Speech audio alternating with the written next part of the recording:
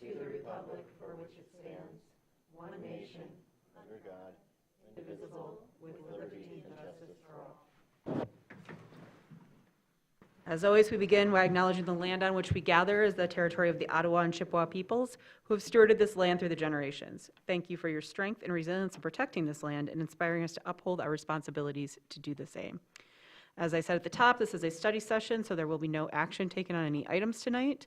But we will start then with the roll call. And did you want to go ahead with that? Yes. Good evening, Commissioner Anderson. Here. Commissioner Shaw. Here. Commissioner Stanley. Commissioner Treadwell. Here. Commissioner Werner. Here. Mayor Pro Tem Wilson. I am here. And Mayor Shamrow. Here. And we'll continue with announcements from the city manager, please. Thank you, Mayor Shamrow. I have a few announcements this evening. The Human Rights Commission is seeking nominations for the Sarah Hardy Humanitarian Award and the Business Organization Humanitarian Efforts Award. Nomination forms can be found on the city's website under the Human Rights Commission. The city continues to do work on the strategic planning project. Currently, the plan is being drafted for public input, but with over 1,200 recently completed community surveys, we encourage the public to read through the data and stay engaged and informed. Information can also be found on the city's website under projects. A reminder to the public to save the date for April 30th for the Senior Center and Park Grand Opening Celebration. The event will run as an open house style from 2 to 6 p.m. And lastly, the Governmental Center offices are closed this Friday, April 18th. Okay. Any announcements from the city clerk? Yes, some meetings to announce for this week, the week of April 14th, 2025. The Planning Commission will have a study session that's on Tuesday, April 15th at 6 p.m. in the Commission Chambers. The Joint Planning Commission, that's the Grand Traverse Commons Joint Planning Commission, will meet on Wednesday, April 16th. That's at 5:15 p.m. in the training room on the second floor of the Governmental Center. We are seeking volunteers to help power city government by serving on a number of different boards and committees. Those include Human Rights Commission, Local Officers Compensation Commission, Parks and Recreation Commission, and Brown Bridge Advisory Committee. Anyone interested in serving is encouraged to contact the city clerk's office to find out more, as well as to submit their application. Just a couple of community updates. The leaf and brush pickup is scheduled to begin on Monday, April 28th, and they'll begin on the west side of the city, and only one pass will take place. And more information as far as particulars on leaf and brush pickup that begins on Monday, April 28th can be found at the city's website. And then a reminder that the city issues a weekly e-newsletter called the Bay Brief, and folks can sign up for that digital newsletter at traversitymi.gov. And lastly, just a reminder to everyone up here to speak directly into the microphone so folks can hear you. And that's all that I've got. Thank you. With that, we'll start with our first item of business. Commissioner Anderson requested a time to put a presentation out about short-term rentals. So please go ahead with that. Thank you, Mayor. I believe everyone here is aware of the work of the Planning Commission. They have been considering some changes that would reduce the share of short-term rentals that are allowed in buildings within certain commercial and developmental zones. The purpose of this discussion is to find out if there is enough interest among this commission to form an ad hoc committee to explore short-term rental regulations that don't involve the issues of land use or zoning. So there are just a few items that I hope we can touch upon. First off, the trends in short-term rentals and licensing within the city, what our current regulations of short-term rentals look like, some of the tools that other communities have been using to regulate either ownership of short-term rentals or operations of short-term rentals, and then a conversation about what our next steps might be. So first, let's take a look at the current state of short-term rentals in Traverse City. And this comes from the Planning Department's annual report for 2024. They are reporting that during last year, we issued 542 licenses to operate short-term rentals. And just for context, there are a total of about 8,400 dwelling units within the city. And so that means that about 6.4% of all of our dwellings are currently being used as short-term rentals. The thing that struck me was that that's considerably more than the number of permits that were issued for new dwellings to be constructed last year, which was 373. And they also provided some historical data about the trends in the number of short-term rentals that have been licensed since 2019, when we first began that process. We have been hearing some anecdotal reports about saturation in the short-term rental market in Traverse City. So if you break out new licenses, brand newly issued, from licenses that have been renewed from year to year, it looks like new licenses are considerably more popular, or at least they're growing faster than renewal licenses. Between 2023 and 2024, our number of new licenses rose from 34 to 101, whereas our renewal licenses grew less than 10%, from 419 to 438. So I don't have enough data to really interpret that accurately, but I think it's fair to say that the growth in the total number of licenses has also slowed. You know, we're at, this data said 539, and it was about a 19% increase year over year. Previously, we'd been growing at about twice that clip. So, you know, there may indeed be some slowing in the market and the impact, but it's still significant. So, currently, what do we regulate? Well, we require an annual license, and it has been charged $200 for the cost of that license since they began in 2019. We require that a short-term rental owner carry $1 million per occurrence liability insurance. We require that the short-term rental be located in an approved zone, and you'll notice that none of the approved zones are residential. We require a fire inspection. There's a self-inspection process with the application for a license, and then the city has a goal to physically inspect short-term rentals at least once every 3 years. And then there are requirements that certain notices be posted, like a fire escape plan and our city noise and firework rules, and a copy of the license be posted in the unit itself. And one of the things that I discovered that I found very interesting is that even though short-term rentals are currently exempt from the bed tax that occupants of hotels and motels pay, unless it's part of a significant sized group of short-term rentals, there is a House bill currently in committee.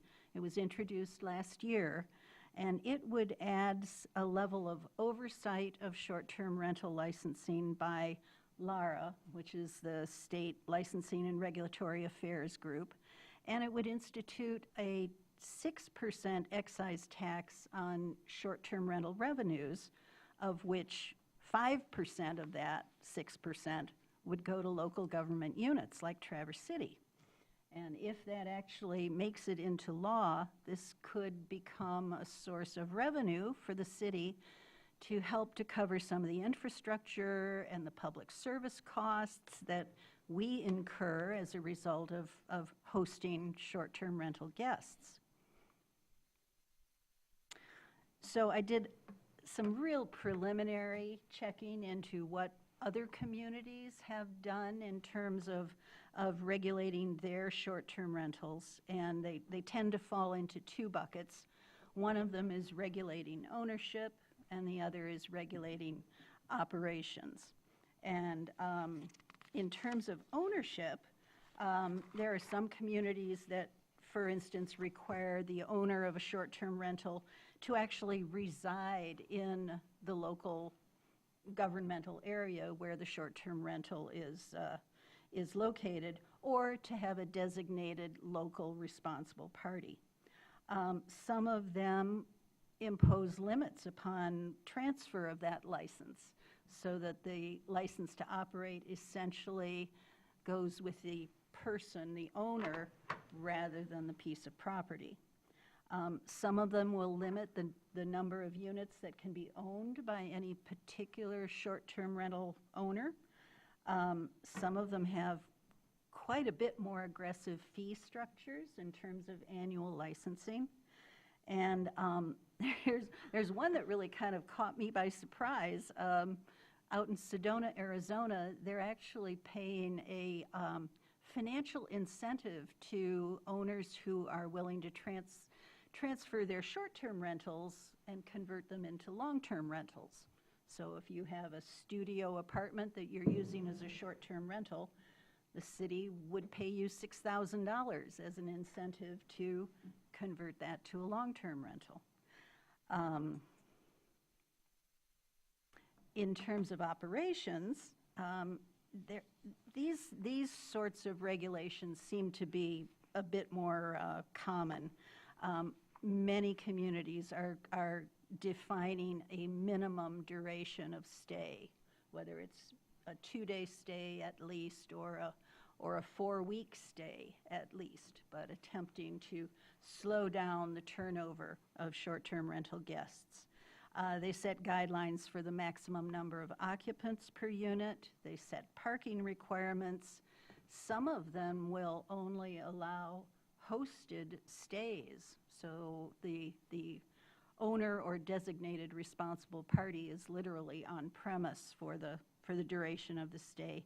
And some of them have neighbor notification regulations.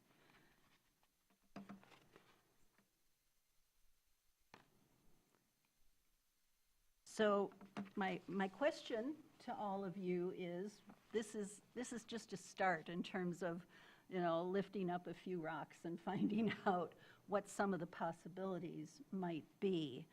But what I'd like to know from you all is whether there's enough interest on the part of the commission to form an ad hoc committee and consider changes to our current short-term rental ordinance, which within the spectrum of options is a relatively hands-off sort of regulation. I would see that the ad hoc would want to do much deeper research into the regulatory approach of other communities, both near and far, and what kind of results they've had. I think that the committee would want to explore how we might be able to generate some revenue from the fact that we host almost 600 short-term rentals within our 8 square miles, and how that revenue might be used, whether it's to cover infrastructure or public safety and service costs, or even whether it could contribute to an affordable housing fund, or something else that has been on our wish list that we really haven't found a source of funding for yet. So that's my pitch, and I'd love to hear from all of you as far as what do you think about forming a committee? Well, before we get into that, I have some questions, because we didn't, and I know that this was presented by you, you're not staff, and we just got this, I basically have seen this presentation for the first time tonight. The numbers that you're using, do those include hosted? Because under our regulations as a city, I believe that everything that's short-term, including hosted, are all under the same numbers. Actually, my understanding is that it doesn't include tourist homes. Okay. That it just includes, Is that? and that our tourist sounds homes exactly are right. That's where I the was trying to hosted clarify. ones. Also, I wanted to say, and you did mention Sedona on one, some of the examples that, and I say this because we went through the overhaul in, I think it was 18. Yes. Tim, you would have been there. But we know that for a fact that in the state of Michigan, we are limited by how much we can charge on a fee because we can't make money off of it, that we can't, there's a lot of things that we can't do. So some of these examples that were out there for us to be discussed did get brought up in that, and the legislation hasn't changed, as well as that one from 2024, that died in lame duck. I think technically it's still floating around. There are other initiatives out there being discussed right now, and that's where, those changes could make a significant difference to the conversation we could have going forward. I know there's one group here working on carving out Traverse City, kind of like Detroit did a few years ago. There's others that are talking about more of this shared approach statewide. So I just wanted to kind of clarify some of these, because what I'd love to see, before we get too far, is I appreciate the presentation, but I kind of more of the citations and backgrounds on it. And I know you were kind of putting together, and I get that, but I think right now, those are a lot of very, very broad things that you could probably have an ad hoc on for 2 years. And there'd be changes in the legislature the whole time. So I'm curious about some of the data sets that you used. I have no doubt that they are correct, but to get some of that information and those definitions as we ponder some of these questions. So that was my 2 cents at the top that I wanted to clarify, so thank you. Good, thank you. Other comments, any questions, interest? Is that hand kind of up, Mitch? Sorry. Yes. I don't know if Lauren or Ben or anybody else has a ready answer to it, but as you already brought up, Amy, Mayor Shamrow, It's fine. we do have limitations in how much we can charge for fees. It seems that Peninsula Township has recently found a way that they can assess much higher fees, and I am curious if they, as a township, are operating under a different legal structure or something else. I don't know. Generally, I don't know what Peninsula Township has done recently. I haven't kept up on it. Generally, the rule is that if there's a fee for something like a permit, the person getting the permit is paying for whatever service they're getting in receiving that permit. And so if you push too far as a municipality into the idea of just raising funds with permit fees, you run the risk of having that challenged as a hidden tax, and that can be kind of clawed back in the courts. So there's a balance to be struck there. I'd be interested to look at Peninsula and see what they've done, but that's the balance that we have to try to keep. And that was how our fee structure was created back in 18, right? Yeah. Heather, you had your hand up? Or we're starting to talk, sorry. Yeah, I'm interested in looking at that we have more short-term rental licenses than we have permits for new dwellings. I find worrisome. Incentives to turn short-term rentals into long-term rentals, I think, is interesting. Well, I would ask, can we do that, Lauren? Because that was in Sedona, and Michigan has very interesting laws.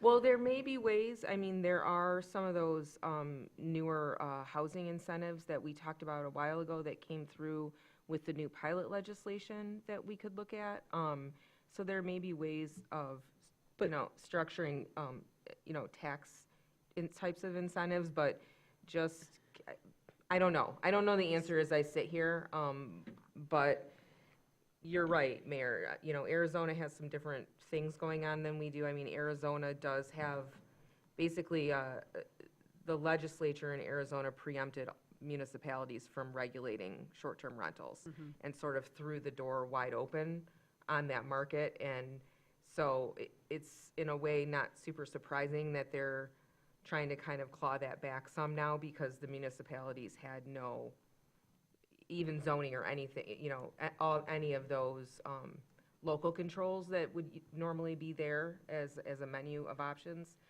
were taken away by the legislature in Arizona. And I think afterwards they had buyer's remorse. And as much as I like to point out how Michigan's laws are very antiquated on some of these things and very tying, thankfully that kind of legislation has failed in our legislature like for the last 5 years. So fingers crossed and everybody stay diligent that we don't keep doing that. But really quick to clarify though, that would be more, and I have been actually waiting for this to kind of progress, that's more of a pilot discussion, those new pieces, than, Sure. rather than a short-term rental, correct? Because Because we'd have to have the policies in place to allow for that to be issued. we would have to, but it could. Right. Enter the conversation of converting what may have been built as short-term rentals into long-term housing. That could be part of that conversation. Go ahead, I Heather. have something else too. Yeah. I'm also very concerned by non-homesteaders buying homes and converting them into short-term rentals. You know, we have rentals all over town. They're everywhere, but they're mostly long-term rentals, and they're homes that are owned by people who live in Traverse City and just have purchased homes as an investment over time. But buyers coming in from outside the area, buying a home and just renting out as short-term rentals, like a predatory.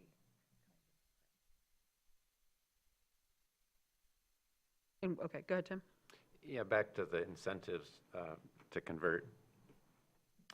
I might be conflating, and maybe it's one of the pilots, but in Charlevoix, they're doing something as far as the conservation easement equivalent, so that, and maybe this isn't the city proper, maybe there has to be an outside entity that's making it happen, but I'm certainly interested in the conversations of what might be allowed and what might be possible, even if it's creative, especially if somebody's doing something already or attempting to here in Michigan. Yeah, generally, I'm more intrigued by ownership tools than operational, and I think that's kind of what I'm hearing. Like, I'm willing to listen more about maximum units owned. Like, I don't know whether we're bumping up against anything that, on that front, but I know other communities have.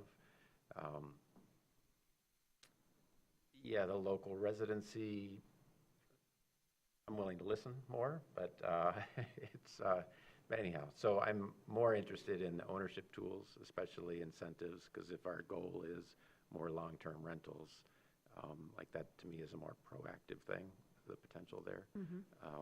And then I am supportive of what I think will be coming from the Planning Commission. Really quick, Mitch had his hand up and then Mark. Yes, I am also interested in what incentives are available, or legal, financial, tax-based, otherwise, to facilitate conversion, because what we have right now is, yes, there is continued growth of new licenses, but we also have people that have licenses right now that we hear aren't using them as short-term rentals, that might have converted it to long-term rentals, because at least they can get more occupancy now, and that generates better revenues, certainly more consistent revenues. But they are holding on to the license because they think that the market could shift at some point in the future. So it is right now a long-term rental, and if the city had some tool that could say, yes, it will stay a long-term rental, that would be to the city's advantage on this issue, I think, and it could lead to the numbers of permits being out there that actually reflect what are used for short-term rental purposes. Mark? Mitch just hit on something that I was going to ask, but the other is, one, having too big of fees could, you said, inch towards having a hidden tax. An excise? What could we explore that would be more transparent, and so a not hidden tax? And then to tag on to what Commissioner Treadwell just said about the incentives for homeowners to convert back to long-term, maybe not always financially, but like technical support. I would think of like either management or legal. A lot of apprehension is when you have somebody, it's great if you have a good tenant, but if you have a bad tenant, sometimes you don't know for several months before they've destroyed your property, whereas short-term, within a week, you know if somebody's done something or not, and you can fix it. That's a good point. One thing I just want to say right now, that what we're kind of bumping up against is some of the ideas that people have kind of mentioned a couple times. The local residency, I'm curious, Lauren, maybe you know off the top of your head, or maybe you have to investigate. Is that something we are allowed to dictate, or is that interfere with property rights under? I'd have to look at that. I'd have to look at it. Okay. I heard you about to say my gut says, and you stopped yourself, so I I will did let you stop look at myself. it. The other thing that I'm hearing, and I think this is, and whether this ends up in an ad hoc or not, I think this falls kind of squarely on Lauren, is maybe bring us back a report, if nothing else, on these smaller pilots that got brought up when we were talking about the workforce housing pilots Yeah. about a year and a half ago. The taxing fee structures, what kind of give do we have? Is there any change on that? And then the incentives, again, I'm just going back, and we haven't had this conversation for a few years, but I haven't heard of a lot of positive changes at the legislature that gives us more tools than what we had before. But if there's, we're always tracking legislation too, and I know we have these conversations up here and want, people look to us to have the answers, but if Lansing's tying our hands on this, sometimes it's good though to hopefully get people more engaged, so they're reaching out to their reps and senators, state reps and senators to say, hey, this bill's in lame duck, why aren't you guys voting on it? It's a gimme, why aren't we getting short-term rental fees, taxes that we're sharing with the state or the other municipalities, things like that. So I definitely wanted to highlight that that's something that's kind of been some loose threads out there that this is pulling together for us while we're going through, so I'm not like trying to summarize 85 things at the end of all of this, so.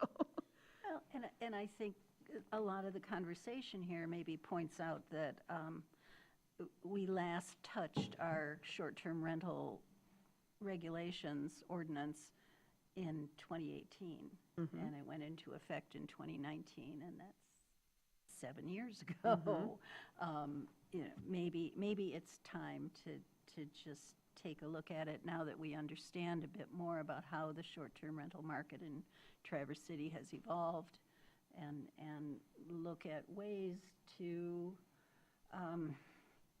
whether there are ways to encourage long-term rentals out of this. We talk about the gap in affordable rental properties and how many additional units we as a city would like to have in our purview. And gosh, here's this pot of almost 600 rental units, and if there were ways to encourage transition from short-term to long-term, I would think that would be a very interesting benefit to the community. I would agree with that. I think that's why I started with saying let's have Lauren look at the legalities of some of the things we brought up. The one thing I'm going to say though, and you had it on your slide, and so I'm not trying to say it wasn't there, but to point it out. Well, first of all, because I'm not on Planning Commission, what zones are you guys looking at re-examining? These are C and D zones. Okay. Primarily, I believe we're removing the option for short-term rentals in the I zone. Okay, and so I bring that up because the zones that were mentioned in the slide's not up were C, D on the slide, and then one that I couldn't identify the letters on. Hotel resort. And well, there was one in between and then hotel resort, yeah. And so the one thing I want to point out as we're having this conversation is, and what we came back to in 18, and I'm not saying we can't re-examine, is that these are commercial zones. These are, if there's a apartment above a building down Front Street, is that going to suddenly become affordable housing? Or if we make it a long-term rental, is that something that somebody's going to live in 3 months of the year in the winter, which we see around here, or in the summer, I mean, and be gone all winter and not contributing to the economy, where maybe somebody who's up skiing at Boyne or not Boyne, sorry, like Crystal or something, or Hickory Hills, come to beautiful Hickory Hills for the winter, might actually be using it more often. And so I think that's where I'm intrigued about this conversation, but I have fears that just creating one with a lot of big, broad ideas versus something specific being brought, like we want to see, and that's why I'm curious, we have not all seen yet what's going to come out of the Planning Commission and had that debate up here. And so that's where I've been a little hesitant to say, oh, I'd love to see an ad hoc. I want to see us talk more about this in different levels.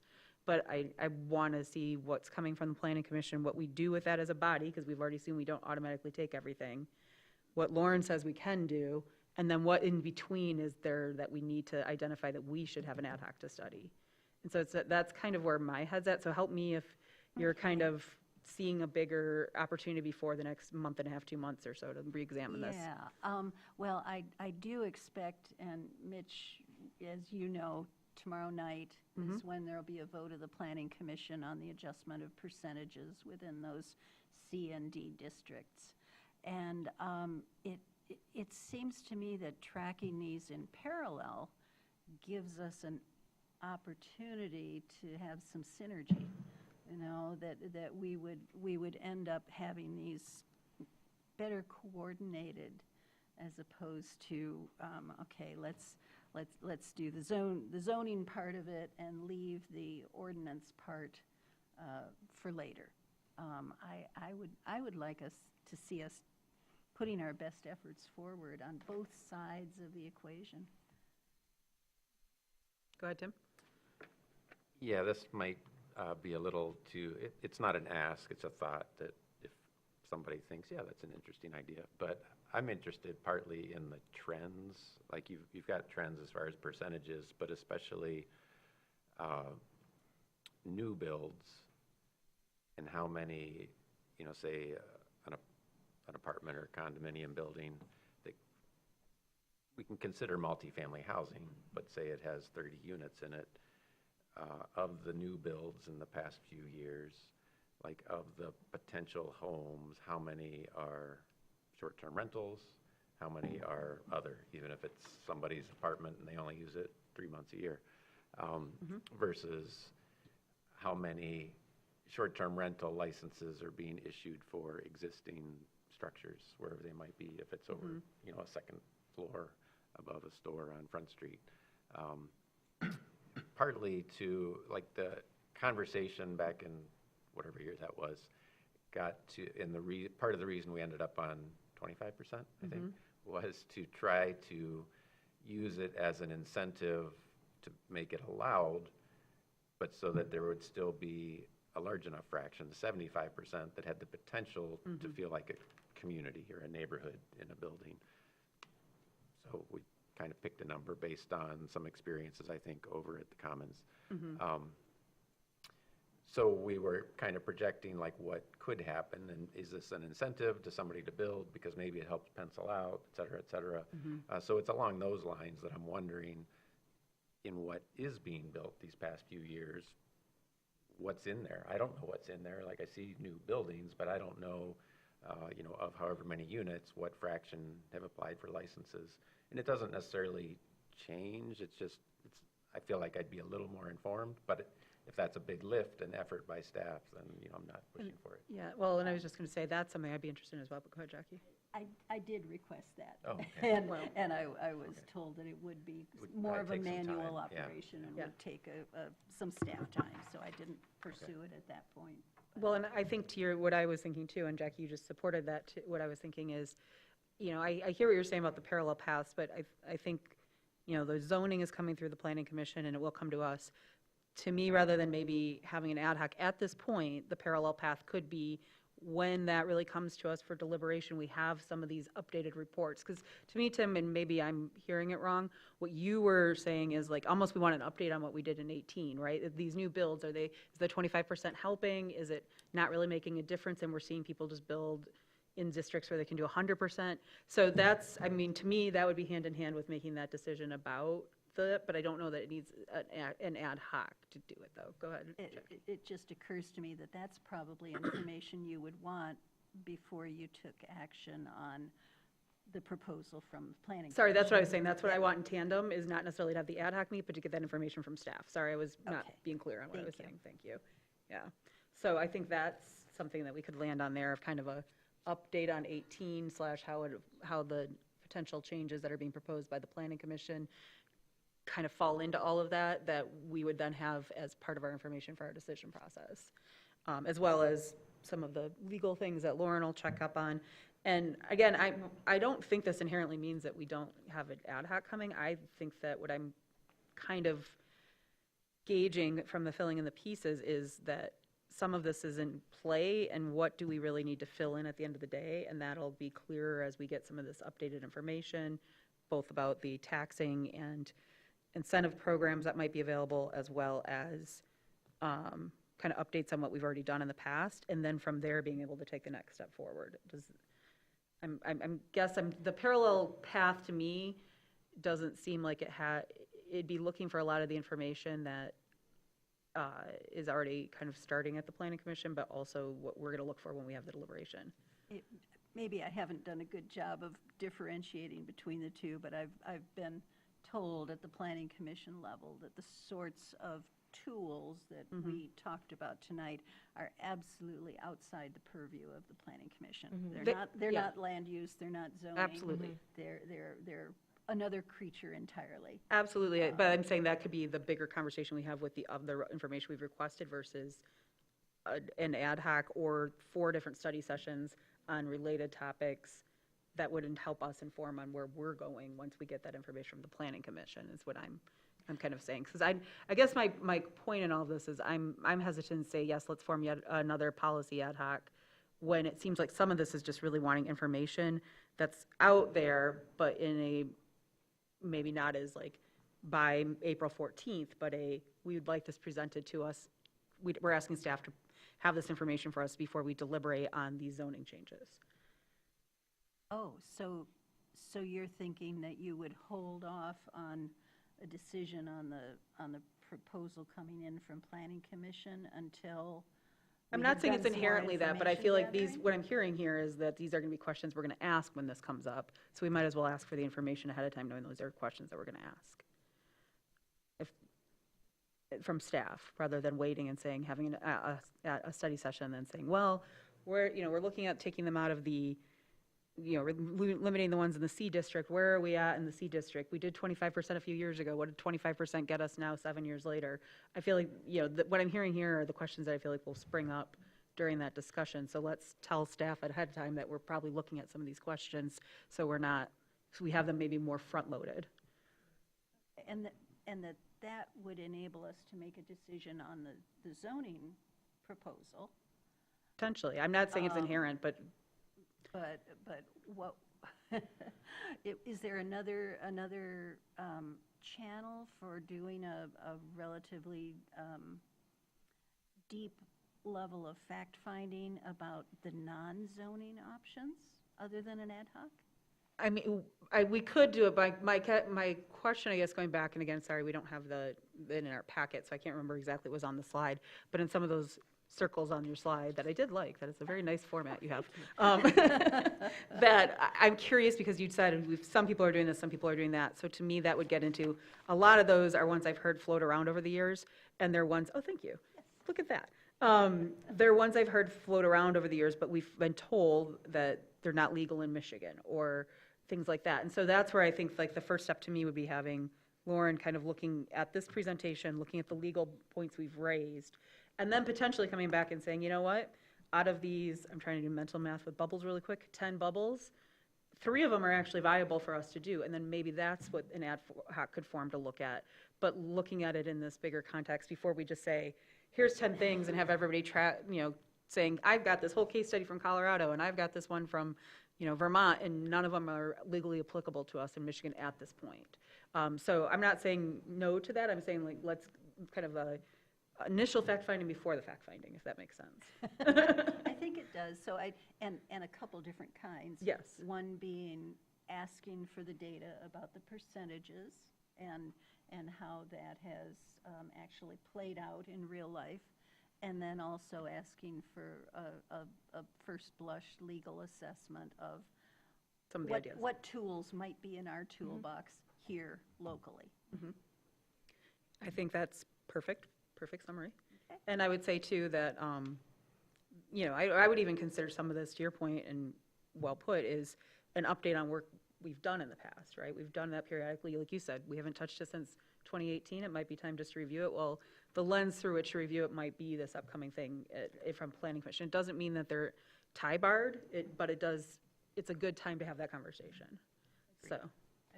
So, does anybody else have anything they'd want to request that we talk about as part of this as well? Or do we think we kind of covered the good high level to come back I think to? that's the place to start. Okay, great. Well, thank you for bringing that to our attention, Jackie, and everybody else for participating. Much appreciated. Thank you for the opportunity. All right. With that, we will move, oh, actually, because these are very disparate topics, I'll let people make a comment, if anybody wants to do public comment on the short-term rental evaluations or zoning. Does anybody have any public comment on that? You can approach the podium. I'll state the rules for public comment. Please state your name and address. Indicate if you're a city resident, non-city resident, or city business owner. We have a 3-minute time allotment. When your time has elapsed, the timer will beep, and we ask that all language be respectful to everyone. Thanks. Thank you. My name is Connor Miller, resident at 890 Boone Street, Traverse City. I am a Garfield Township resident, but I am also employed at Aspire North Realtors, located at 552 South Garfield Avenue in the city of Traverse City. So I would just like to take a moment to offer our association's support in evaluating what reasonable regulation of short-term rentals looks like in Traverse City. Our association, Aspire North Realtors, would be happy to provide data to assist in the evaluation of any positive and negative effects of short-term rentals on the Traverse City community. In fact, our association is currently working with our state Realtor Association, Michigan Realtors, and collaborating with local partners, Traverse City Tourism, Housing North, Traverse Connect, as well as the Michigan Short-Term Rental Association, in looking into conducting a research study on short-term rentals. This may actually expand beyond just our region, as the goal of this study is to provide objective, third-party research on the economic contributions and workforce housing impacts of short-term rentals. This information will help to direct local and state policy goals to maximize the benefits and minimize the harm of short-term rentals in a local, regional, and statewide level. We hope that Traverse City will partner with us to conduct this research study on short-term rentals and support an objective research study. We have appreciated, Commissioner Anderson, your call for data-based decision-making, and we ask that you work with us to gather the data necessary to inform you on any short-term rental policies that you may move forward with. We look forward to working with you to support reasonable regulation of short-term rentals in the Traverse City community. Thank you. Thank you. Anyone else, please feel free to approach. You can also line up if you're going to speak too, so. My name is Justin Reed. I'm a city resident. I'd like to say that you would if you create ad hoc, that would be two perspectives. You have the planning commission perspective and the city commission perspective. And so if you have two perspectives, it's kind of arguing the two out, and I would say wait for the planning commission's perspective on short-term rentals, and when it gets to you guys, then you guys go ahead and hammer it out, because it seems like an ad hoc would be much more work and getting things that are much more chaotic versus something that could be done at the planning commission and then get to you guys. So thank you. Thank you.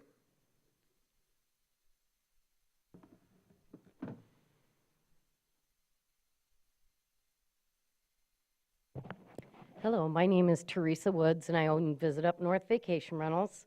That used to be Harris Properties, started back in 1970s. So I've been a part of this vacation rental community for a lot of years. Obviously, I didn't start it in the 70s. I'm not that old. But my father did, so I did answer the phone and everything else as a very young child. So I'm just here to say that there are so many misinformation points that are being thrown around about vacation rentals, especially the traditional vacation rental. And I came to all the meetings back, I think it was in 2010, I'd have to look back at all my notes, when they decided to do away with their traditional vacation rental here in the Traverse City area. And I've gone to hundreds of these meetings and tried to, give a perspective from another perspective sometimes.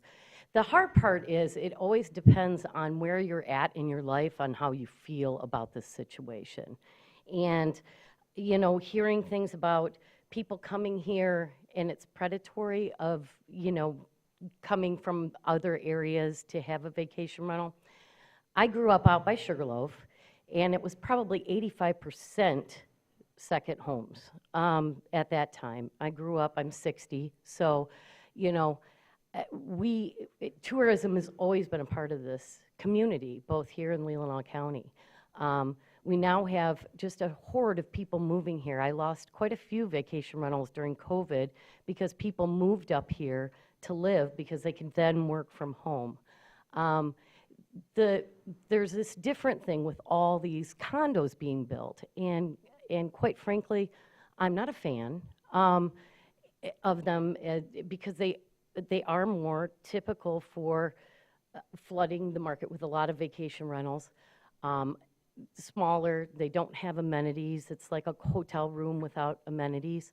So they're not really built for affordable housing. If you look at some of the prices, you know, if a $300,000 home condo is being offered at an investor's rate, 20% down, you're still paying $2,300 a month for that, and that is before the non-homestead tax. So when you get the non-homestead tax, plus you got to make a little, plus they beat up your place, you know, this is not affordable housing that they are building, you guys, and they're being allowed to build it, but then everybody's saying we don't want second home buyers. And if we have second home buyers, they're not going to hang out 12 months out of the year. They do come up. I mean, most of my owners, I would say 95%. Thank you. Sorry. You can finish your Thank you. sentence, 95%. Okay, 95% of my owners come to their homes quite a bit, and so they will never be long-term, and they're way too expensive. They're not affordable housing. Thank you. One last thing, No, if you oh, guys I already need- gave you extra No, I'm time. just saying, if you guys need to ever contact me, I would be more than happy to help. Thank you. Any other public comment at this time?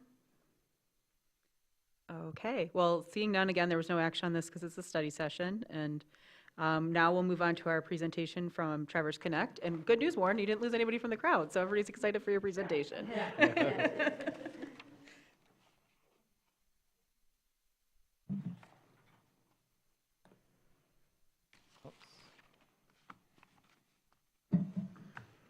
There you go, so just the arrows. Thank you. Yep. Go ahead, Camille. Camille from our team is going to start us off. Thank you. Thank you all for the opportunity to present to you and for your continued partnership from the City Commission and from City Administration. Thank you all. So just before I dive into this slideshow, I wanted to remind you that we do, as part of our regular reporting through Traverse Connect, we do periodically provide you with status updates on our programs and initiatives. So that's including our quarterly growth barometer surveys, our twice-yearly economic ecosystem reports, and then our annual report as well. So I do hope you have time to review these reports. We won't go through all of those today, but I wanted to remind you of them, and we're happy to answer any questions about that, those reports and the information that we're sharing with you on a regular basis. So this evening, we want to focus on looking at what our shared goals in economic and community development are. So we'll look at some key priorities and some goals that are shared. We'll look at some challenges, and then we'll look at some proposed solutions to fulfill those shared goals. And then we'll also discuss some next steps in implementation and have time for questions and get your recommendations on a way to move forward.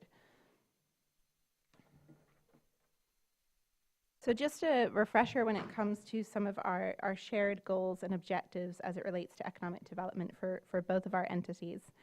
The city has a number of goals which align with the work that we're doing. The city's stated goals are to help lead a shared regional economic and community development strategy, to foster regional collaboration to support community sustainability, to encourage development and vibrancy in commercial districts and corridors, and to build on success and incorporate ideas from the strategic action plan process. So we're very much in support of these development and sustainability goals. And where Traverse Connect comes in is that we want to continue to strengthen this partnership with the City of Traverse City. And also sort of going back 6 years when Traverse Connect was reconstituted in 2019, under the city's leadership and support at that point, the goal was to serve, for our role as an economic development organization, to serve as an extension for the public sector and for the city's team. so your team, when it came to economic development work. So Traverse Connect was actually specifically created because the city did not have an EDO department. So it's interesting to look back at that original goal setting. The point being, we have very much aligned interests here, and we're here to figure out how to support you as best as we can. Your strategic action plan, which is in the draft format, the 2030 strategic action plan formulated by Future IQ, that process has identified a number of important priorities for the city. So these jointly developed priorities are the culmination of a whole lot of hard work, collaboration, and all of that community-wide discussions and input, with all the stakeholders invited and encouraged to participate and contribute. And we had the opportunity to contribute to that too. So we're really positioned and excited to support the action plan, especially in the three key areas noted here. So these key priority areas. An equitable and sustainable future for city residents, to foster a regional collaborative approach, and then to build a thriving year-round economy. Those are all key priority areas where we can help, and they're areas that overlap with our expertise as an EDO. And I think, going to the sub-bullet points here, what's important to note is that this is work that is work to be done that is not what needs to be done in the future, but what's needed right now to address current situations. We already know that we have development pressures here. They're not going to go away, and we have development and growth happening. So where we can help is we can help to shape that growth. We can be thoughtful and intentional about what type of growth we see and how we develop our region. So here's what we're working with. We have a lot of really good data and inputs already. We've participated in the Future IQ sessions. Thank you for that. In the visioning sessions and the workshops. And then also over the past year, through our work with the Grand Traverse Economic Development Corporation, we've been given the opportunity to meet with the municipal leaders throughout the county, get their input via surveys, and then 7 separate workshops that we've hosted over the past year. And we're building on a unified prosperity plan for the county. And then we're also looking to build upon our existing metrics and our existing data and what we're tracking. So that's our economic development dashboard, which lives on our website, our quarterly growth barometer business surveys. And then we're always looking to national economic reports and rankings to benchmark ourselves and learn from best practices. So we have a lot of really good data and input here, and the opportunity to use that data to inform the way forward, and data and inputs that we can pull from. I'm going to hand it over to Warren now to address our key challenges and some proposed solutions. Thank you. Thanks, Camille. Good evening, everyone. Thanks for having us with you this evening. As Camille indicated, this is a multi-step process that we've worked through with the city as a partner for a number of years. And so taking the next step with some of the information she's just provided, what we see here, that areas of key challenge areas where we believe we can best support and help the city. The first concern area is obviously the growth and change that we've all experienced in the community over the last, especially the last 25 years. The velocity of that, the trajectory of it, generates resistance, right? It is hard to deal with, especially when it's not always maybe the community's preferred type of growth.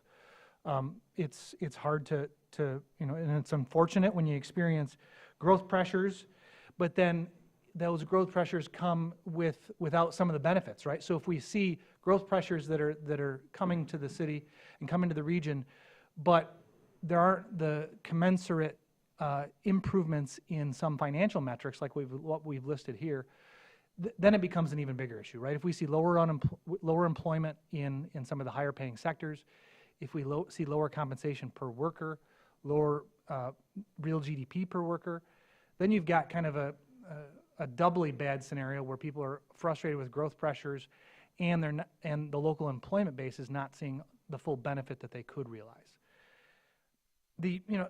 We hear from a lot of community partners and we understand the concerns about unfettered growth, and we are by no means here to champion or suggest unfettered growth. And I want to make that really clear because both with our public sector and private sector partners, we hear those concerns. And a lot of other organizations, public sector organizations, private sector organizations, voice some of those same concerns.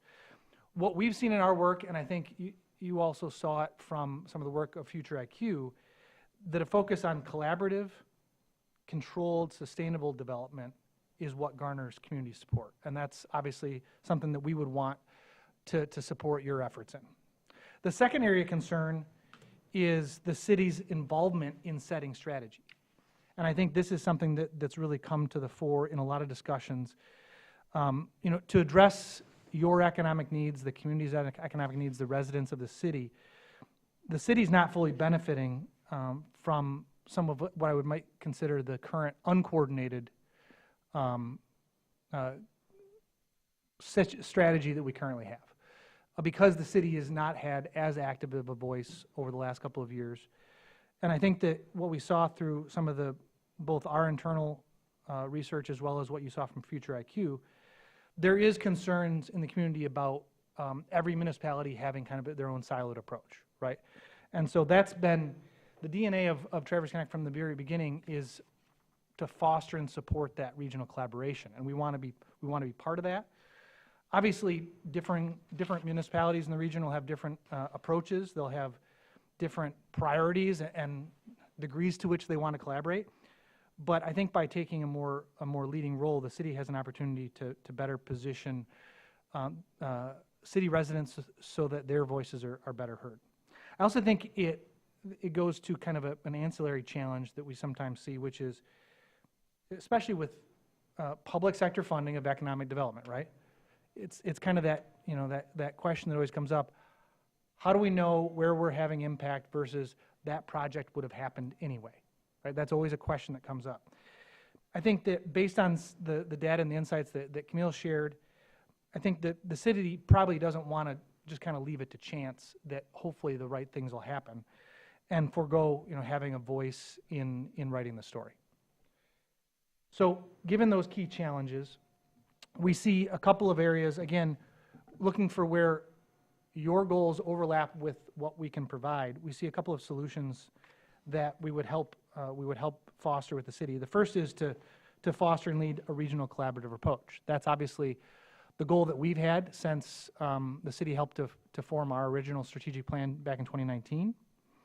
It fits with your goals of implementing equitable and sustainable future. It addresses that kind of regional infrastructure and corridor needs so that the right development happens in the right places, and continue to enhance the statewide influence and the impact.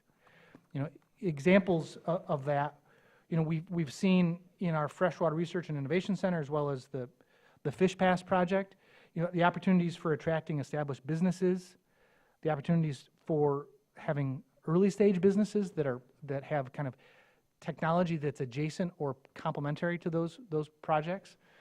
Those are areas that we think that regional collaborative approach really shines through. I'd say the same for housing. So later this month, we'll be with legislators talking about housing initiatives, investments in permanent supportive housing, for example, that can help with homelessness situations, as well as advocating for a new program through MISHDA that allows employers to assist with employee housing support. So just a couple of ideas there and examples of the regional collaborative approach. And then again, with helping to build a thriving year-round economy, that diversification of our local economy has been, again, at the forefront of what we've been trying to do since we were formed in 2019. We want to help residents realize improved compensation. We want our companies to be able to better attract top talent. And we want to support, obviously, the development of technology and sustainability, especially in advanced technologies. Some examples of that are the recent Advanced Aerial Mobility Project that was the subject of the ticker on Friday, working with NMC, CMU, and Munson, local drone companies as well. We're going to be one of the first places for drone-enabled water studies and rural health innovation anywhere in the country, which I think is pretty cool. Another example of that is the Great Lakes Blue Tech and Aqua Hacking Challenge, which is a competition that attracts entrepreneurs here to this region to work on problems related to marine technology and freshwater studies. So those are just a couple of examples of some of the ways we see our work overlapping with your priorities, and we want to be a partner in those things. Obviously, then we get to the issue of how do we implement this? And from our experience, as well as, you know, obviously the conversations that have happened in this room and with other local partners in the public sector, it does take a long-term focus and commitment with all the partners. It takes sometimes the willingness to challenge this and change the status quo, and then obviously sustained funding, right? So all those things are important. I think the last one there is probably the most important, is the collaboration with partners, both private sector and public sector, to get these things done. So to that end, we have, and it's in the packet for your review, provided a draft agreement, much in line with the previous agreements that the City Commission had approved in working with Traverse Connect. And we've tried in that agreement to outline the priorities that we've just gone through and the goals as they relate to what everyone in the region would like to see from an economic and community development standpoint. So the next steps that we would encourage you to consider would be, first off tonight, obviously questions from all of you and any clarifications you need on the information that we provided. And then over the appropriate amount of time, you know, providing feedback to us as to what you'd like to see in our priorities, in our reporting, in the draft agreement, and then eventually get to hopefully a final agreement, signed agreement on the development services, and then get to work with some of the strategy implementation that's specific to the city's goals, while of course always continuing that monitoring and reporting that we provide to all of our public sector partners. So with that, I'll pause and see if there's questions and further information we can provide to all of you as you consider this partnership request. Go ahead, Heather. I have a question. Would you lobby on behalf of the city to help our legislators make good decisions about short-term rentals, for example? That's an excellent question, and in fact, while we were listening to the earlier session, I sent to Commissioner Anderson and City Manager Vogel the policy brief that we had put together a couple of years ago that is related to short-term rental. And it actually was related to one of the bullet points that was brought up about helping the state to consider rules that may be changed so that the communities, especially in Northwest Michigan, that probably have the most acute challenges and issues and opportunities, frankly, with short-term rentals, we've tried to encourage the legislature to look at that. So I think what you'd see from that piece, for example, is we've already been working to further some of the priorities that you've already discussed, and we can continue to do so.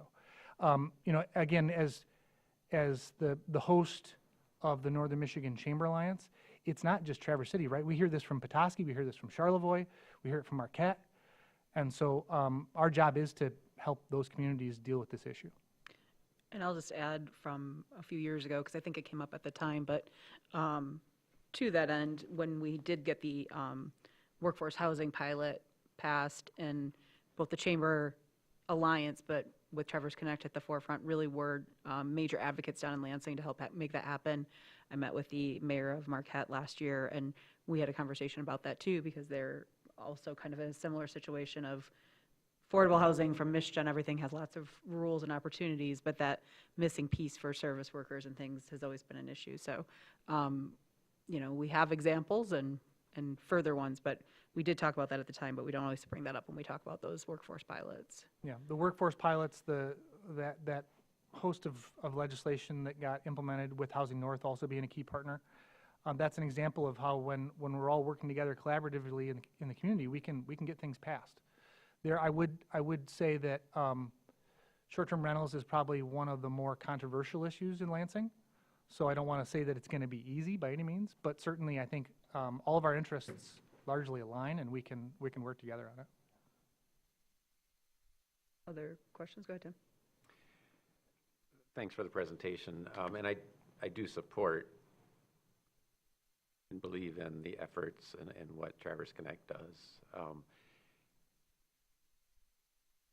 Is your main goal, this might sound overly crude, but your main goal is to bring high-paying jobs to the Traverse City area, or something close to that?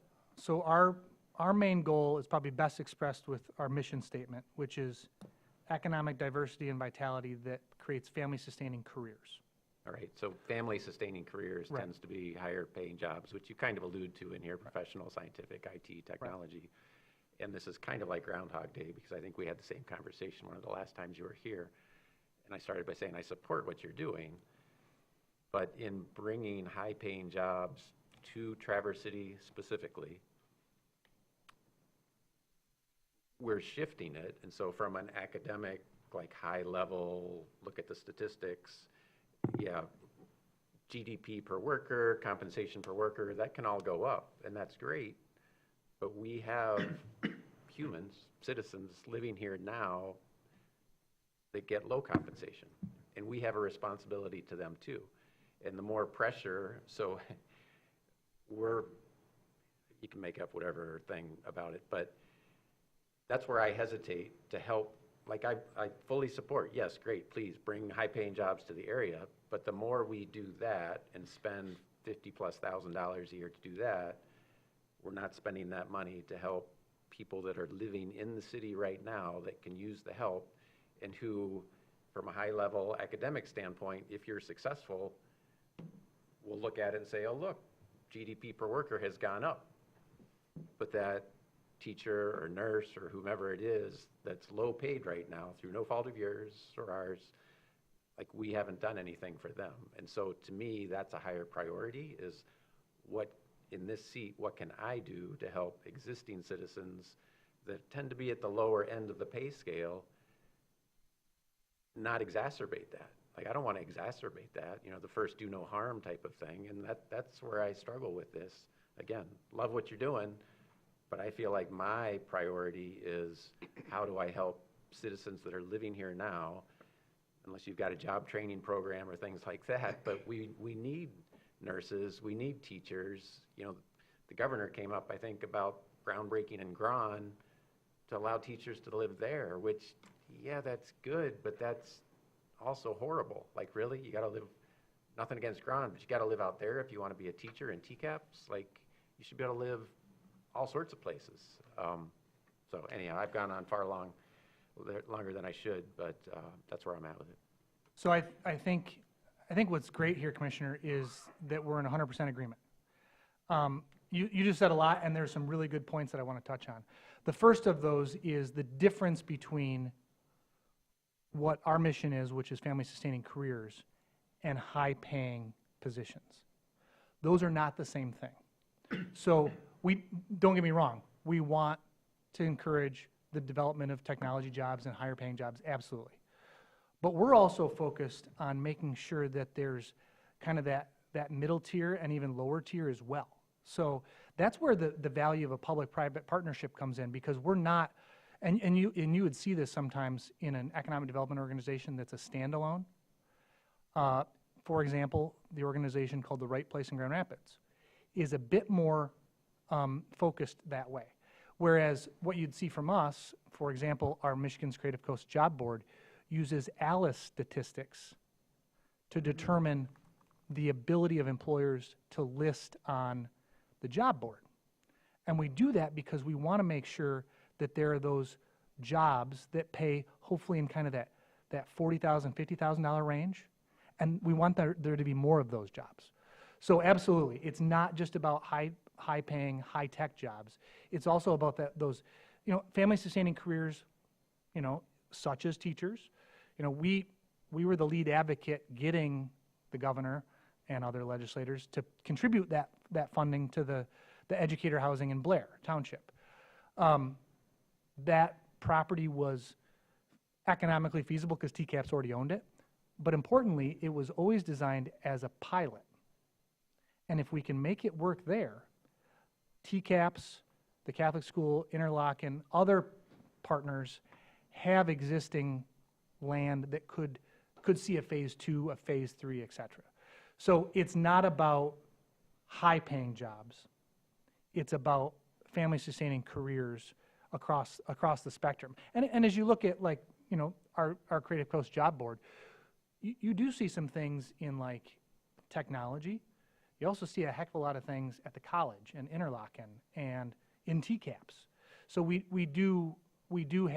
are actually providing and working toward those types of jobs, not just the high-tech ones. That was a draw, so I'm going to say Heather first, then Mitch. Yeah, I'm going to respond to that. I feel like the alternative to not looking for higher paid jobs, tech jobs, jobs that bring families here, is letting tourism run us over. And I feel like it's important to support businesses who have businesses and workers who really want to live here, and they want to stay here, and they want to have their children here. Tourism is just exploitative. You know, there's nothing that tourism respects, not anyone or anything. And it seems to me that relying on tourist dollars to keep our economic development going is an inadequate response to our cultural and environmental legacy.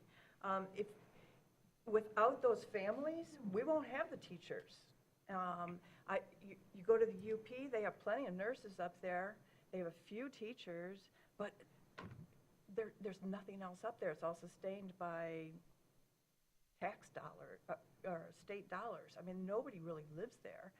We want a vital community, and I think that we need that economic development to bring those better jobs up here for people to live here. Thank you, Heather. Good point. Mitch? I guess this is a clarification for Warren. When you say working on family-sustaining careers, that doesn't just mean on the career side, but helping in the broader community economic development picture to make the careers that exist to be more family-sustaining. Like healthcare and education are two of our largest sectors in the city and Grand Traverse County, but for teachers or nurses, it's important to make sure that we have adequate housing available, that we work to complete the child care picture, both of which Traverse Connect has been an advocate for much of the past few years on. Yeah, absolutely. And again, I would reiterate that we are industry agnostic, and we are not focused on only high-paying jobs. And Commissioner Werner, this isn't published yet. It'll be published toward the end of the month. But we did just finalize the data from our Creative Coast Jobs Board report, okay? So when that program started in 2020, 893 total job views in that year. 2024, we had 41,000 job views. Mm-hmm. Now, we do get a lot of interest from Houston, Texas, Dallas, Texas, Atlanta, Miami, San Antonio, et cetera. The number one user, though, of the job board is Traverse City. The number 8 user of the job board is Garfield Township. Mm-hmm. So there are those opportunities to provide those, again, family-sustaining careers that are not high-end. There are regular people, our neighbors, those kind of things. I'll read a testimonial here from one of the quotes that's in this report. I've enjoyed using the Creative Coast job posts to see the diverse opportunities in the Traverse City area. Recently, I found a great position with National Vacuum Equipment that I was interested in. I followed through to meet them in person at the Northwestern Michigan College Career Fair. As you all know, that's a job fair focused on entry-level or slightly above positions. Met them in person at the career fair, applied, and got the job. So again, we try to provide resources across the income spectrum. One thing I would say, just from observations here, and Obviously, maybe my memory isn't what it always used to be, but I appreciated in this report in particular, or this update in particular, seeing the bullet point, just the focus on building the year-round economy, but also the bullet point of improved compensation and talent attraction, because I know it's a growing pain everywhere, but I know it's been a growing pain as Traverse Connect has reformed and become what it's becoming. It's still a organization that has businesses that are part of it, that are also a huge part of our economy, but it is that give and take of, as Tim pointed out, the jobs that are already here paying enough to sustain people who work here. And I think that was something that over the last few years, we've kind of asked for, but maybe not clearly, of these examples. And so now we're getting these examples of, I know Traverse Connect was part of the, helping to broker everything with the TCAPS housing and out in Blair. And even if it's out in Blair, that's still a lot closer than Kingsley and other places. And, I think that we've seen some more examples too of everybody coming together a little bit more under, with some of this guidance that has been somewhat of a time builder, but also I think as you guys have refocused or rebuilt, where you've been able to put some focus. And so I will say that struck me this time around as something that was a little bit more defined, and we've seen more examples of that. I appreciated seeing of these tangible ways that it's not just attracting people with remote jobs or, a startup that employs 6 people, not that there's anything wrong with that, we love those too, but also the people who are already here working on housing solutions, still working on childcare, that's always a problem everywhere, but also some of these employment issues too, if you will, straight out. And I too know a lot of people who use that job board, and so very local. So I think I noticed that the pay threshold on the job board went up recently, even to kind of keep with that. I think it went from 45 to 50,000. Am I correct? Correct. Yeah. So I just wanted to point out that without having been able to put my finger on it before, was something tangible that I appreciated in this report that maybe we hadn't been specific enough to ask for in the past. Go ahead, Liz.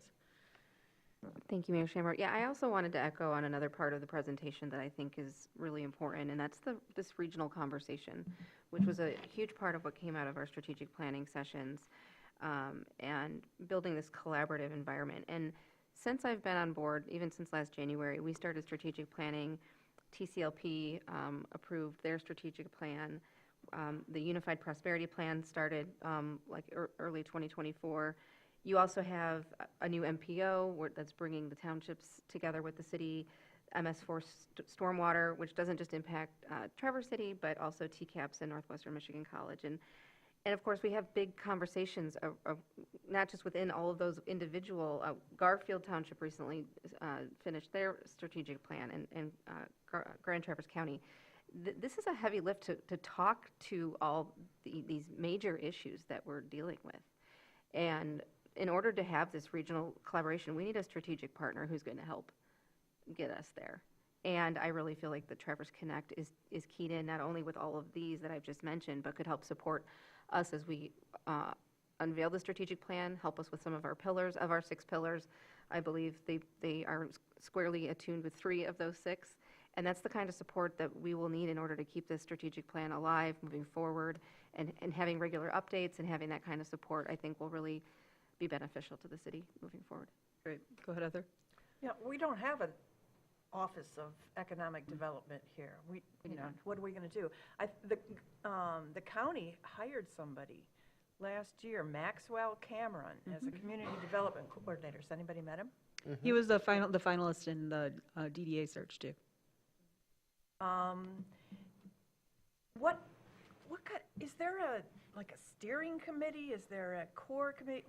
What kind of seat does Traverse City have at your table right now, and what would it have with this larger contract? Yeah, we're on the board, I can tell you that, because I'm the board member, but more seat is good. Yeah, so we do have a designated seat for the city. Mayor Shamrow currently serves in that role. The county also is involved. Nate Alger, the county administrator, is serving in that role currently as the county designee. We also obviously work very closely with the Grand Traverse County Economic Development Corporation. That's where that prosperity plan, the draft prosperity plan, is being developed, and that has representation both from the county and the city on that body as well. To your earlier point, I think it is worth reiterating that as we were even pre-2019, when Traverse Connect, the strategic plan was helped, kind of shepherded by the city commission. In 2017 and 2018, there were debates at the city commission about, do we have an in-house economic development staff, or do we work with partners? And at that point, the discussion, even before Traverse Connect was reformed, was it makes more sense for the city, county, other partners to collaborate on this, which is why we got formed, rather than to each have their own siloed staff person. We do work closely with the new staff person at the county. That's more of, that community development position is more of like zoning and planning collaboration between the townships. But we work closely with them, and Maxwell was involved in that draft prosperity plan that the county is reviewing right now. And to that, I'm sorry, really, if I can ask a piggyback real quick. To that end, I guess one thing I'd put out there, and I think what this looks like, again, as this has become more of a formed thing, is, I think we were the first or maybe the second municipality or government organization to sign on in this kind of role. We have seen a lot more join since then, which is great to see. As we're kind of approaching that and even trying to maybe get more partners at the table in similar to us, I'd love to see, and this is just a 2-cent thing down the line, that beyond just, the governance committee and other committees is maybe, quarterly or something where us specifically of government or government utilities or some of these kind of more like-minded parts maybe have an opportunity to kind of hash out some of the things that are going on there, because I think that was kind of one of the appealing parts when in 19, when we started talking about this, was, and the position even that was suggested at the time, was having somebody who would kind of be able to be the neutral party to bring everybody together. And not even in a warring faction way, but just, sometimes it is as simple as this quarter we're going to somebody's place and this quarter we're going to somebody's. Sometimes it does need to be everybody sitting in the corner with their arms folded saying, you come to me, and having that, not that other entity that's involved in some of these economic development issues that can bring us all to the table on some of the stuff. And I'm not saying right now, but I think I've seen this grow so much and get so much stronger over the last few years that I'd love to see something like that evolve into whatever it might be, but having that little bit of focus, because that is becoming a bigger contingent, if you will, as part of Traverse Connect. Yeah, and one of the things that came out, Camille detailed the half dozen or so meetings we did with all the townships, the county, the city, et cetera, in last year. There's a couple of things that came out of that you'd see in that draft prosperity plan, which is not just one convening, but several different convenings, ongoing, recurring, at several different levels. So at like a city manager, township supervisor level, and at a planning commission level, and at a couple other iterations, so that all the partners are getting together on a regular basis. Great. And then I think it was Jackie and then Tim. I think both of you. Okay. Thank you. I would be interested in hearing more of your commentary regarding that unified prosperity plan. I read it cover to cover, and there were some things that I winced at. Establishment of a joint municipal planning commission, establishing a regional municipal water systems authority, consolidating decision-making and oversight for road planning, maintenance, and infrastructure. Even the fact that according to the adoption plan, you were expecting, and I know this is a draft, but you were expecting the Grand Traverse County Board of Commissioners to approve it this week, and that individual municipalities had to actually repeal the regulation or the involvement by July 1st of this year in order to, or our approval and adoption would be presumed. And so you could look at that really skeptically and say that looks like an existential threat. Or at least I would like to know who from the city participated in development and what the process was, and how did we get here? So, a number of things there. I think the first important point would be that that report was a culmination of those 7 meetings where we got feedback from, again, the 16 municipalities within Grand Traverse County. So that's not a Traverse Connect kind of recommendation. It's what came from those meetings. That would be the first thing. The second thing is those are, as you would see from that plan, which again is draft, would be that those are options to explore. So there's, for example, there's county-wide zoning and planning, which I don't think anyone supports, right? Then at the other end, there's zero planning and zoning, which again, not very many people support. So there's a lot of discussion about where's the middle ground there. So is there a way to have coordinated joint planning and zoning? Again, it's not county enforced. It's where all the planners and zoners from all the municipalities get together and discuss best practices, share definitions, and they discuss it, but it's not necessarily, it's definitely not the county telling the townships or the other municipalities what to do. So I think that's really an important distinction there. And then the third thing is that came from township supervisors, city manager, deputy city manager, Kingsley village manager, et cetera, discussing options. And then it went to the County Economic Development Corporation. And what the County Economic Development Corporation and county staff really want to encourage is participation in this ideation and the planning and everything that might come out of this plan, okay? So they were trying to figure out a way to get the municipalities to all participate without having each board have to formally approve it. So that's where that, like, the opt-out clause, as it were, comes into effect. However, as you are very well aware, that would have to go to the county commission first. And the county commission hasn't even reviewed it yet, let alone weighed in on whether they're comfortable with all that wording or not. So that's still very much a work in progress. In addition to the city manager and deputy city manager being involved in those discussions, Commissioner Stanley is on the Economic Development Corporation board, so she was involved in review of all the draft plans and all the material that went into that. And again, there's not consensus at the county commission yet on any of that wording yet. Thank you. I was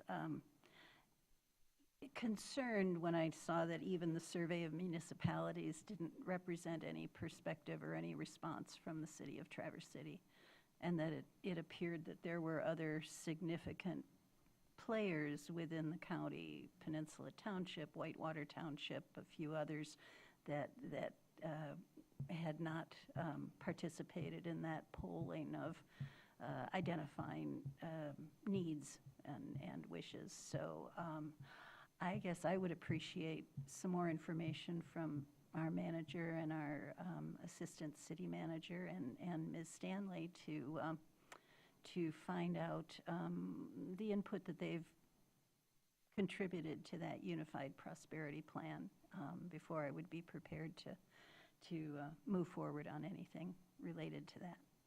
Thank you. Yeah, I think an important thing there is the survey was the first thing that went out in January 2024.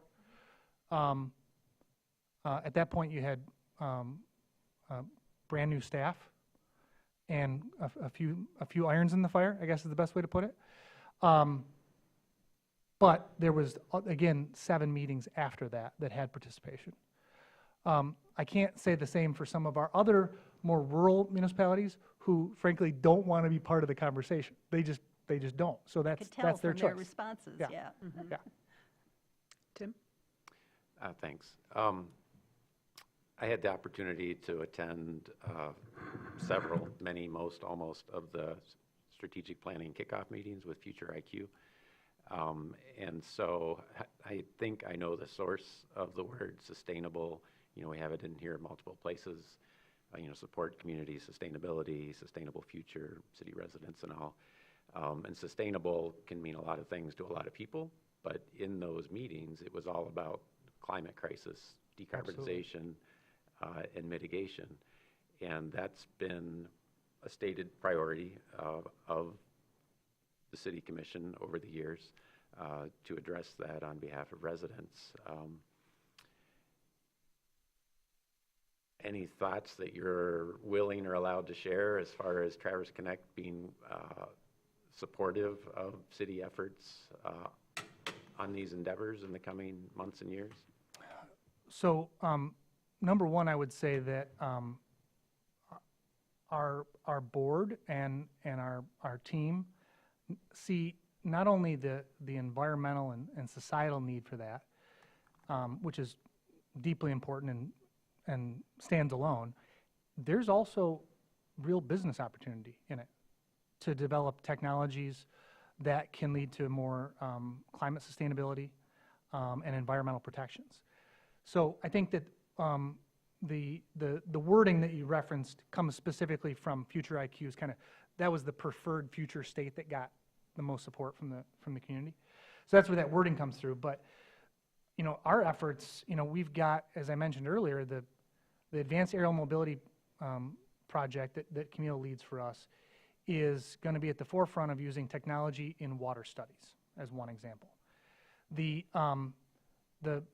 efforts that we've gone through with electric marine propulsion, right, electric boats, is again about reducing carbon use, and frankly, a lot of people don't realize, it's not just the carbon burn of fossil fuels in a marine environment.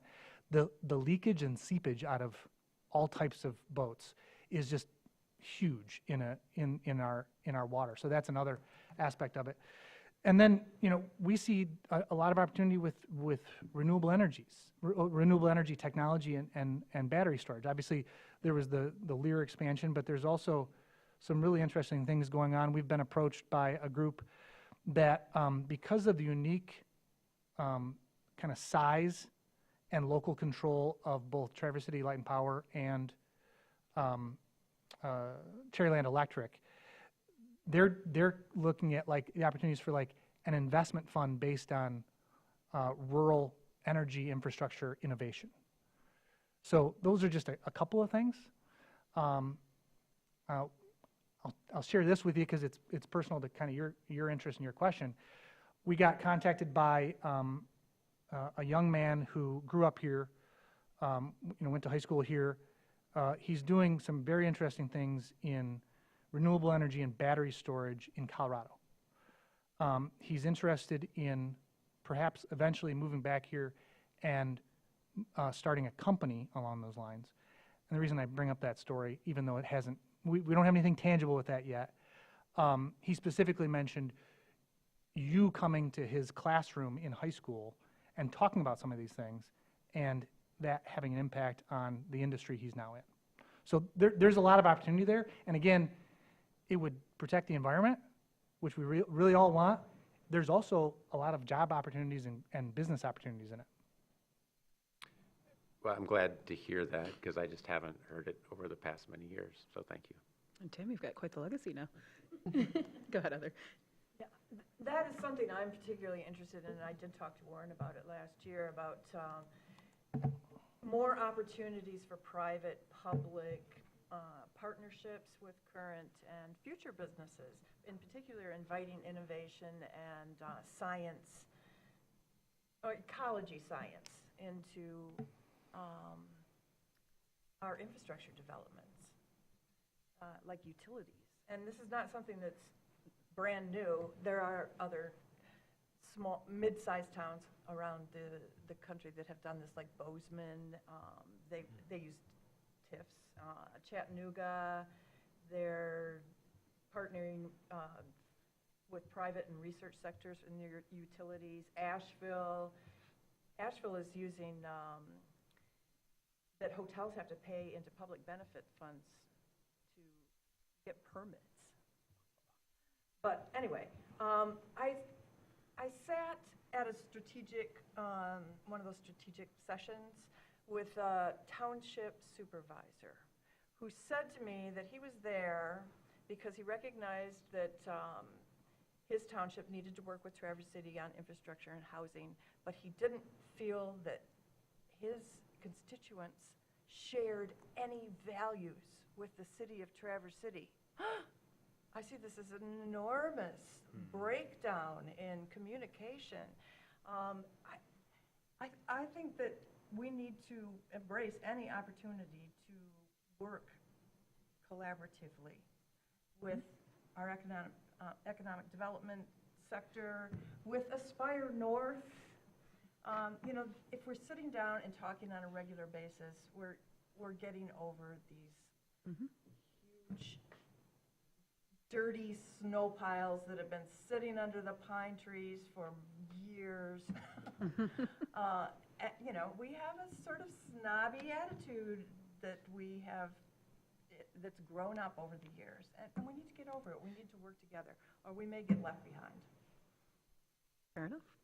To the point you just made, Commissioner, about you know, university research and development and technology in utilities, I want to highlight something that you and I have talked about. Tomorrow, actually, we're hosting a meeting at our office with a startup entrepreneur from a company called Blue H2O that specializes in water contamination remediation on an industrial scale. Done some pilot work with Disney, actually, in Florida. They're affiliated with U of M Flint and some of the water studies that have come out of U of M Flint. And so the professor, the startup CEO, are meeting at our office with Art Kruger from the city's utility team to look at ways that the pilot opportunities, test opportunities might be available in the water treatment plant and some of the other systems that the city has. So that's an example of, I think, some of the things that we can work on. Mutually beneficial to both. Agreed. Although I will say that I think, I just have to add the caveat, as someone who's lived everywhere from Grand to Traverse City, that I think that some of it is it's us, I agree 100%, the collaboration's better, communication is better. Some of it is just us getting out of our silos of those of us who have lived here our whole lives of preconceived notions too. And I think the more we do these collaborative efforts and the more we engage with more of the people, the better we will all be, because I'm a giant trash panda and I'm happy to go eat some Rico's fries and hang out anytime. So, any other comments from anybody? All right, well, thank you, Warren. I think this was a great presentation. Go ahead, Liz. I'm just, and just maybe some consensus or some direction from the commission on the contract that was in the packet today. We are in our budget season right now. We are working on budget amendments for this fiscal year and, of course, the budget for the next fiscal year. So is there any feedback? So I guess I would say maybe the question would be, is everybody has either looked it over or can look it over again? And this is what's being proposed for the budget or for the agreement that would then potentially be in the budget, and to maybe send feedback to Liz and help her get the gist of where we're at as we go into the larger budget conversation. Go ahead, Jackie. I would add to that as with any professional services contract that reaches into six figures, I am in favor of issuing an RFP. Okay. Thank you for that. All right, and then Are there any other commissioners that feel that way, or? No. No, not me. So I have a bunch of comments on the contract language, so I'll just send those to you. Okay. great. You could send them to me and to Warren. And to Warren, okay. All right, any other questions or comments now? Thank you so much for joining us tonight and for the presentation. Thanks, we appreciate it. Yeah. All right, well, unlike Commissioner Anderson's request, we're just going to do general public comment right now. So if you want to comment on the Traverse Connect presentation and or anything under the sun, we're going to open up for general public comment now. So feel free to approach the podium. Justin Reed, Traverse City resident. So the last Monday's city commission meeting, I know there was some public comment about the R2 district. Oh, no, I'm sorry, the R1 to go ahead and make it R2. But at the same time, there was also discussion about safe harbor, and that there was a couple people there, well, we don't want a safe harbor, and, you know, we don't want something else. We want more housing. And then, but at the same time, you have folks that were opposed of, like, changing the R1 to an R2 zone, and because that would go ahead and that would change the characteristic of that neighborhood. So unfortunately, you know, if you want any growth, you're going to have to change the characteristics of some neighborhoods around Traverse City. That is just something that's going to have to happen if you want growth. So thank you. Thank you, Justin. Anyone else? I'll bring it back. Final thought, Commissioner Treadwell? Yes, just thought to keep in all of our minds the folks to the north and east of us affected by the ice storm 2 weeks ago. It's now been 16 days since the first storm hit and the first outages started, and there's still almost 6,000 people without power. That's a very good point. I know we've done some mutual aid with them, but also definitely sending our hopes for more speedy recovery. Anything else? I'm going to just clarify that I got a message while we were talking that, just to clarify because of something that was said earlier, the Planning Commission meeting tomorrow is a study session, not a vote. And the public hearing is on May 6th. And it very likely will not reach the City Commission in any way, shape, or form till probably, it sounds like June-ish at the earliest. So as we're asking for some of this information and asking staff to help us out, there's a little bit bigger window for us to work within there. So with that, I will adjourn the meeting. Everybody have a great evening.